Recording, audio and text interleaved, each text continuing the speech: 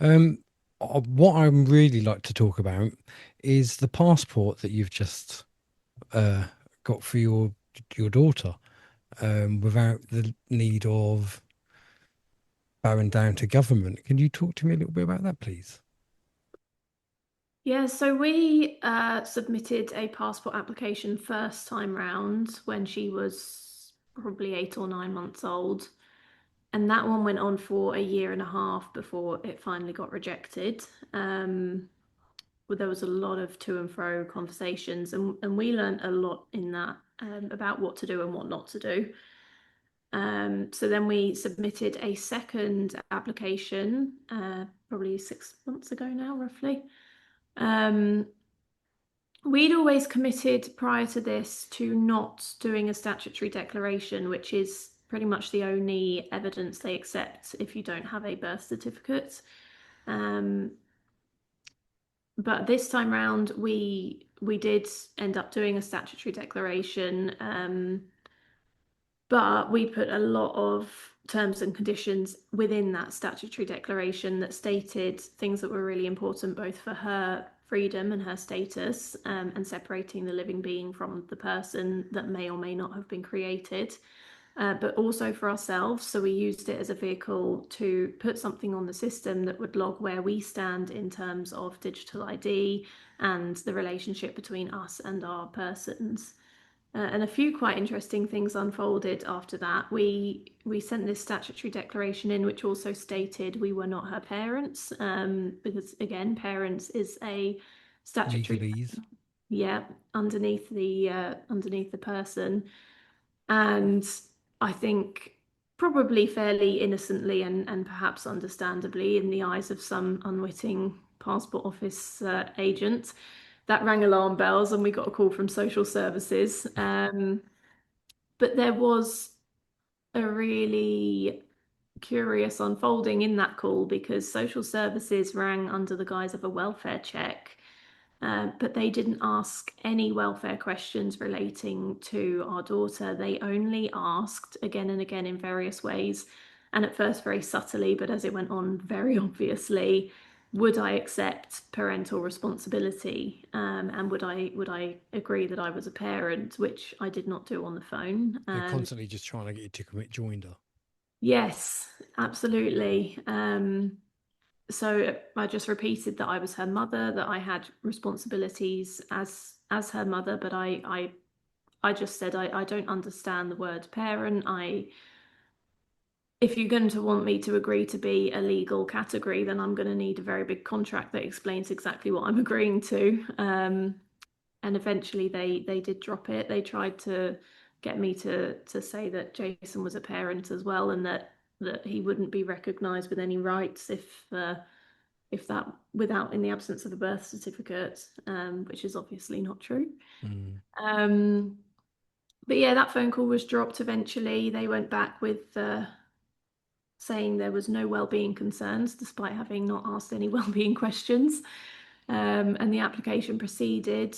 And yeah, maybe you can talk through the different points we put through in it. Yeah, the next thing that happened actually is they came back to us, even though we'd supplied lots of evidential documentation about the birth and even pictures Oh yes, and because we had no medical records either, because she was birthed outside of the medical system, so that threw in a curveball. Oh, great. Nice. so they had probably a massive stack of evidence actually that that it was all good. But what they came back with is that they were going to need signatures of both parents. So they wanted us, even though we'd detailed in the statutory declaration that we would not be taking the statutory role of parent, they then came back with a very pointed request, which was we need the parents' signatures. We need a signature from both parents in addition to the evidence that you provided. Um, Now, I don't know if your viewers understand the nature of this. I know a lot of people I would think say that it's a they, 50-50 mix. yeah, I think a lot of people think that when they apply for a passport, some people are doing it without a birth certificate, and they actually think that if they do a statutory declaration, they've got around the system.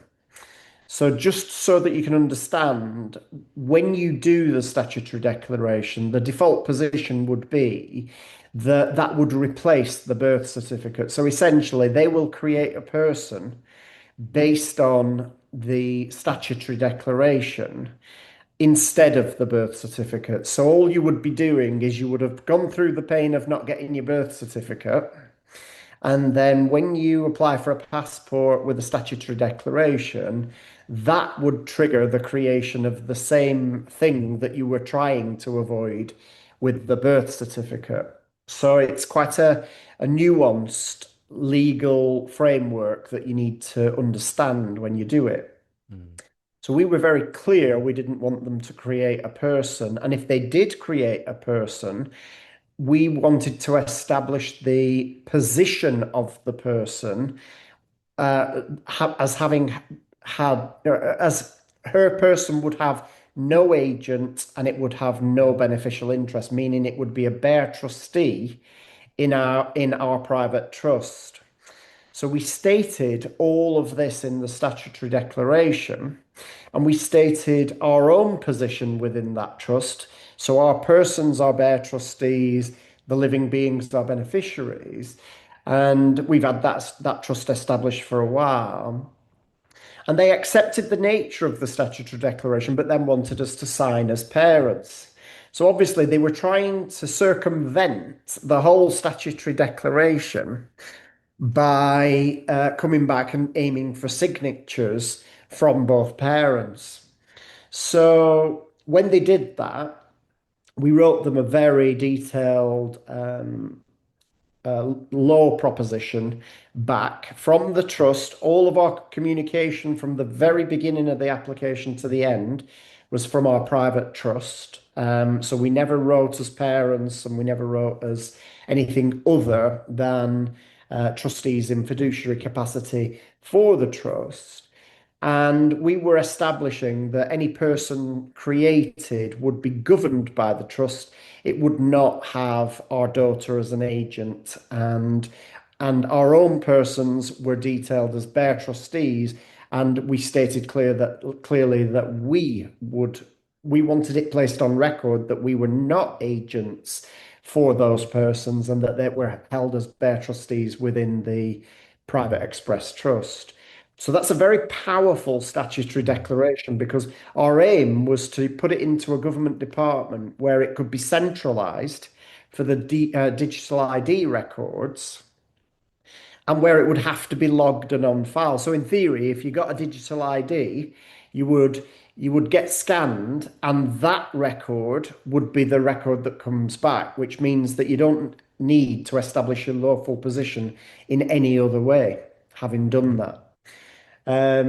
So we did that on the statutory declaration, and then when they asked for parental signatures, we wrote them a very forceful letter from the trust and told them that they were in breach of the Magna Carta and the Bill of Rights um, through not issuing the passport, and that the structure of the statutory declaration must be recognised. And 2 days later, they sent a passport approved. We're making your passport notice. So Great stuff. um, it was a very big strategic win Mm. in terms of getting the system to issue a passport on the basis that we put forward in the statutory declaration. It was also a strategic win because we'd placed them on notice of taking them to the High Court for a Bill of Rights and a claim against the Constitution as well as law from the equity trust position, which they obviously did not want because they immediately issued the passport without any further requests for signatures or anything else. It was immediately issued. Wow, what a journey.